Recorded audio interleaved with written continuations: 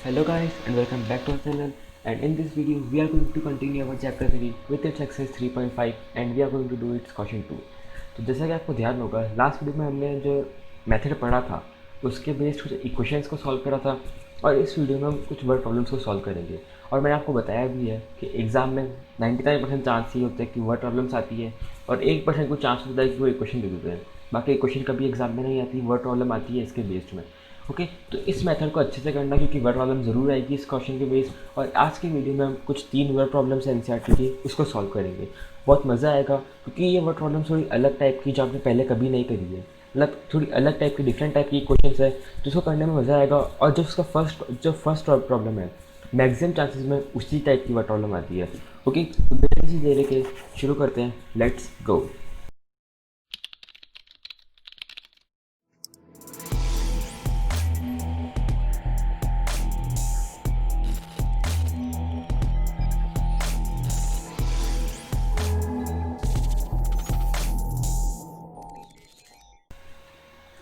देखो अपना पहला क्वेश्चन क्या है। Ritu can row down stream 20 kilometre in 2 hours and up stream 4 kilometre in 2 hours. Find the speed drawing in still water and the speed of current. तो ये बोल सकते हैं कि ये जो इक्वेशन है, सॉरी ये जो वर्ड प्रॉब्लम है, ये अपनी इस मेथड के ऊपर बेस्ड नहीं है। ये सिंपल इन्होंने एक रैंडमली दे दी है, ये इस मेथड के ऊपर बेस्ड नहीं है। ये इस मेथड की जो आएगी वो अगली दो जो अपने मेथड पढ़ा उसके ऊपर बेस्ड है, ये इस मेथड के ऊपर बेस्ड नहीं है। ओके देखो अपन को इसके अंदर बोला क्या है कि रितु जो है वो डाउन इन स्ट्रीम 20 किलोमीटर जाती है 2 घंटे में और अब स्ट्रीम आती है 4 किलोमीटर 2 घंटे में। तो अपन को बोला है कि उसकी बोट चलाने की स्पीड स्टिल वाटर में कितनी होगी और जो स्पीड ऑफ रिवर का जो पानी है या करंट बोल सकते हैं उसकी स्पीड कितनी है ना। तो अपन ने क्या अज्यूम करा, अपन ने अज्यूम करा कि जो रितु की स्पीड है उसको अपन ने लिया x किलोमीटर, मतलब x किलोमीटर पर आवर उसकी स्पीड है स्टिल वाटर में, और y किलोमीटर पर आवर इस जो रिवर है या स्ट्रीम है उसकी स्पीड है। ओके तो देखो अब स्ट्रीम में क्या होता है, अब स्ट्रीम में देखो अब मैंने आपको अपने क्वेश्चन पहले करा हुआ है लेकिन वापस समझो। अब स्ट्रीम में क्या होता है, अब स्ट्रीम में जैसे समझो ये रिवर है ना, रिवर जैसे समझो ये रिवर है ना, ऊपर वाली को हटाओ, जैसे समझो ये रिवर है और पानी इस साइड फ्लो हो रहा है, मतलब जिस साइड एरो बनेगा उस साइड फ्लो हो रहा है, और जो बोट है ना, जो बोट है वो इस साइड चलती है, मतलब वो पानी के अपोजिट डायरेक्शन में चलती है। तो पानी की जो स्पीड होगी वो उसकी स्पीड को नेगलेक्ट करेगी, मतलब पानी की स्पीड उसकी स्पीड को धीरे करेगी। तो अपन जो पानी की स्पीड होता है उसको जो बोट की स्पीड है उससे माइनस करते हैं। और डाउन स्ट्रीम क्या होता है, जैसे डाउन स्ट्रीम यही समझो डाउन स्ट्रीम है ना, और डाउन स्ट्रीम में क्या होता है पानी की जिस डायरेक्शन में पानी है उसी डायरेक्शन में बोट जाती है। तो इसमें क्या होता है जो पानी की स्पीड है वो बोट की स्पीड में ऐड हो जाती है, मतलब स्पीड बढ़ जाती है ना, तो अपन डाउन स्ट्रीम में हमेशा ऐड करते हैं, है ना। तो इस बात का ध्यान रखना कि अप स्ट्रीम में हमेशा माइनस होगा और डाउन स्ट्रीम में प्लस होगा। और एक और चीज़, हमेशा बोट की स्पीड में से स्ट्रीम की स्पीड माइनस होगी। ऐसा जैसे आपने बोट की अगर एक्स लिया स्ट्रीम की वाई लिया है तो वाई माइनस एक्स कभी नहीं होगा क्योंकि स्ट्रीम की स्पीड ज़्यादा नहीं हो सकती। अगर स्ट्रीम की स्पीड ज़्यादा हुई तो आप अप स्ट्रीम नहीं जा सकते, क्योंकि अगर पानी की स्पीड ज़्यादा है तो आप ऊपर जाके आप पानी के अपोजिट डायरेक्शन में जा ही नहीं सकते, आप वापस नीचे ही आओगे, है ना। तो हमेशा ध्यान रखना कि अप स्ट्रीम में माइनस और डाउन स्ट्रीम में प्लस होता है और माइनस में हमेशा एक्स पहले आता है। ओके तो क्वेश्चन के अकॉर्डिंग अपन को क्या बोला है कि रितु जो है वो 20 किलोमीटर ऊपर जाती है 2 घंटे में, राइट। तो देखो डिस्टेंस का फॉर्मूला क्या होता है, distance is equal to speed into time. Speed अपने पास है x और टाइम अपने पास है, सॉरी स्पीड अपने पास है x और टाइम है 2 आवर्स। तो 2 into x minus y is equal 20, ये अपनी पहली क्वेश्चन। इसका आपने सॉल्व करा तो क्या हो गया 2x, देखो क्या बनेगी ये 2x plus 2y is equal to 20। अपन ने से पूरे में से 2 कॉमन लिया तो x plus y is equal to 10 आ जाएगा, ये है ना। तो अपनी पहली इक्वेशन ये बन गई, ये डाउन स्ट्रीम की है। ओके अब अप स्ट्रीम में वो 4 किलोमीटर तक की 2 घंटे में, तो 2 into x minus y 2 hours है और x माइनस वाई स्पीड है इज इक्वल टू डिस्टेंस हो जाएगा स्पीड इंटू टाइम। तो क्या हो गया 2 into x minus y is 4, वापस में 2 कॉमन लेंगे पूरे में से तो x माइनस वाई आ जाएगा आपके पास 2, है ना। अब आपने इसके अंदर देखा आपको उसको दोनों को सॉल्व करना है। अब आपके पास एक्स वाई के दोनों के कोफिशिएंट ऑलरेडी सेम है लेकिन y के जो है वो साइन भी डिफरेंट है, तो अपन ने सिंपल दोनों को इक्वेशन को ऐड कर दिया तो y से y कट जाएगा, x की वैल्यू आ जाएगी आपके पास 2x आ जाएगा 12, तो x आ जाएगा आपके पास 6। अगर x की वैल्यू इसके अंदर या फिर इसके अंदर किसके अंदर भी पुट करो तो आपकी y की वैल्यू आ जाएगी 4, है ना। तो अपने जो स्ट्रीम की स्पीड है सॉरी जो बोट की स्पीड है वो कितनी आ गई, एक्स 6 किलोमीटर पर आवर, और स्ट्रीम की स्पीड आ गई 4 किलोमीटर पर आवर। ओके, तो Rita's speed 6 kilometre in still water and speed of current is 4 kilometre per hour. Okay, एक और चीज़ ध्यान में रखना कि अगर आपके आंसर पे जो बोट की स्पीड है वो स्ट्रीम की स्पीड से कम आ रही है तो आपका पूरा सॉल्यूशन वापस चेक करना, क्योंकि ये पॉसिबल नहीं होता है।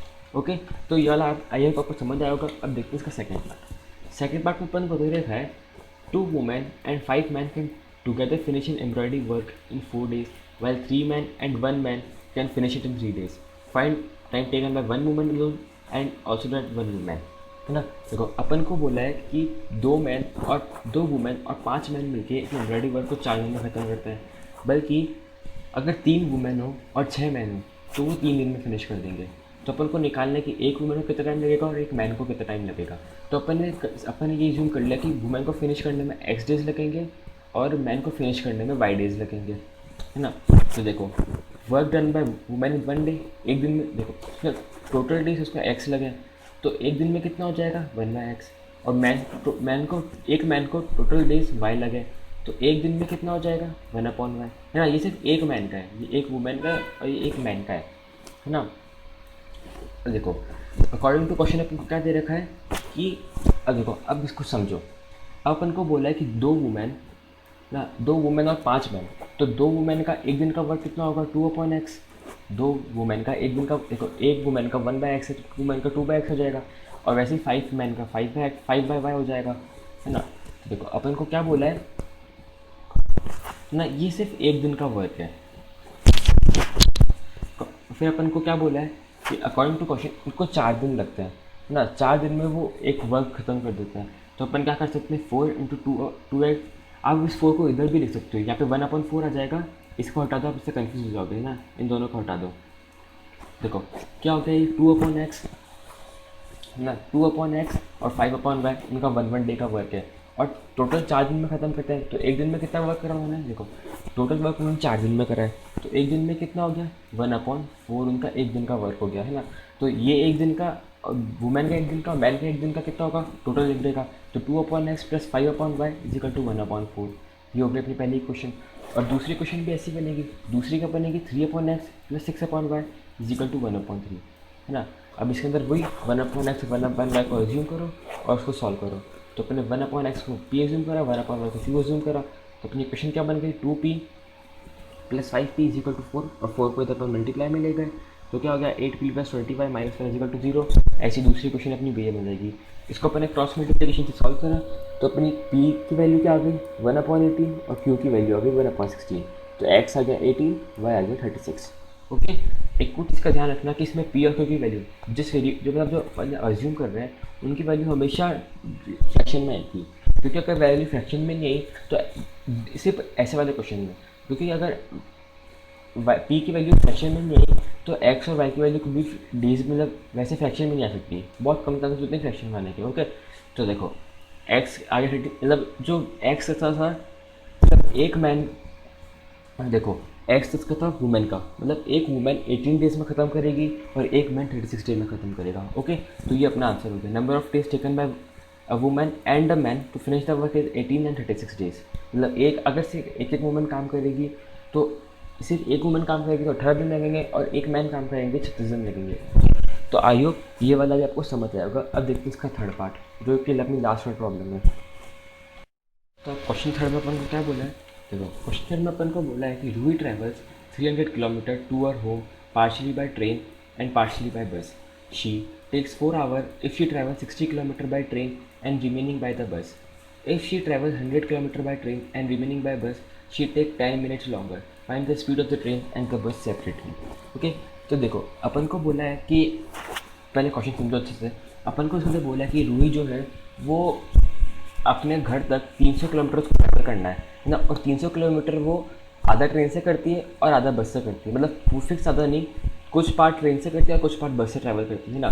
देखो पहले कंडीशन क्या बोली है कि अगर वो 60 किलोमीटर ट्रेन से ट्रैवल करे, 60 किलोमीटर अगर ट्रेन से ट्रैवल करे और रिमेनिंग कितना बचा 240, और बचा हुआ 240 किलोमीटर अगर बस से ट्रैवल करे तो उसको 4 hours लगेंगे। लेकिन अगर वो 100 किलोमीटर ट्रेन से ट्रैवल करे और बचा हुआ मतलब 200 किलोमीटर बचा हुआ जो है वो बस से ट्रैवल करे तो उसको 10 मिनट्स लगेंगे। 10 मिनट्स ज़्यादा लगेंगे, मतलब 4 आवर्स 10 मिनट्स लगेंगे, है ना।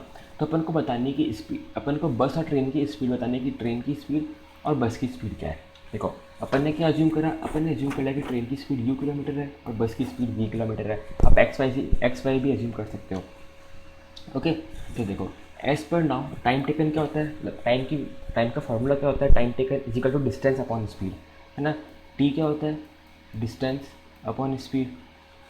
तो देखो पहला अपन फर्स्ट कंडीशन है उसके अकॉर्डिंग अपन टाइम निकालेंगे। देखो फर्स्ट कंडीशन में टाइम कितना है 4 आवर्स, राइट। और डिस्टेंस कितनी है, देखो पहले ट्रेन की डिस्टेंस कितनी है 60 किलोमीटर, तो 60 अपॉन यू, है ना, 60 अपॉन यू हो जाएगा, है ना। और सेकंड क्या है, बस का कितना है 240, तो 240 अपॉन वी, है ना। मतलब ट्रेन का टाइम और बस का टाइम दोनों का टाइम मिला के टोटल टाइम होगा, है ना। तो ट्रेन का टाइम कितना होगा 60 अपॉन यू, डिस्टेंस 60 है, स्पीड यू है, तो time is equal distance upon speed होता है, तो 60 अपॉन यू हो गया।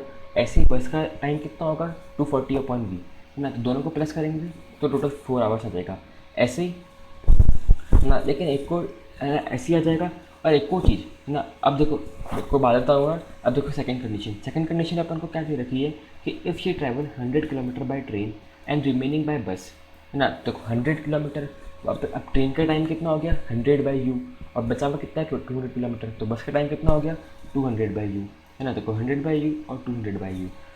अब देखो अब टाइम 25/6 कैसे हुआ, देखो 4 आवर्स तो एज इट इज़ है ना। एक अब मैं जो बता रहा था वो सुनो कि जो 10 मिनट्स है ऐसा मत कर देना कि 4+10 कर देगा, है ना, या 4.10 कर देना, ऐसा मत करना। उसको 10 मिनट्स को पहले आवर में कन्वर्ट करना, फिर उसको 4 में ऐड करना। देखो 10 आवर्स को अगर आप आवर में कन्वर्ट करोगे तो 1/6 आवर्स होगा। आवर में कैसे कन्वर्ट करोगे, देखो 10 मिनट्स और एक आवर में कितने मिनट्स होते हैं 60 मिनट, 60 से डिवाइड कर दो तो कितना आ गया 1/6 आवर्स आ गया आपका, है ना। 1/6 आपका आवर्स आ गया। अब देखो अब जो 4 आवर्स ऑलरेडी है उसमें 1/6 आवर्स का एक्स्ट्रा लग रहा है, तो इसमें प्लस 1/6 कर दो तो आपको कितना आएगा 25/6 आपका टोटल आवर्स आ जाएंगे, ठीक है। तो 25/6 आपका आंसर आ जाएगा।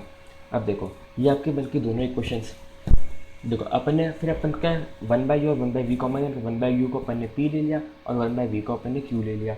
हैंस द गिवन कन्वर्ट किसके अंदर होती है 60p 60p plus 240q is equal to 4 और 100p plus 200q is equal 25/6। अब इस 6 को आप इधर मल्टीप्लाई में भेज दो तो 600p plus 1200q is equal 25 हो गया ना। जो सेकंड इक्वेशन है, थर्ड इक्वेशन है सॉरी, इसको अपन ने इंटू 10 कर दिया। इंटू 10 इसलिए करा ताकि ये 60 है और 600 इक्वल आ जाए। आप इसके अंदर एक को क्या कर सकते हो, आप जो फर्स्ट इक्वेशन है इसके अंदर 4 कॉमन ले सकते हो और सेकंड इक्वेशन के अंदर 25 कॉमन लेके आप इक्वेशन को सिम्प्लीफाई करके फिर सॉल्व कर सकते हो।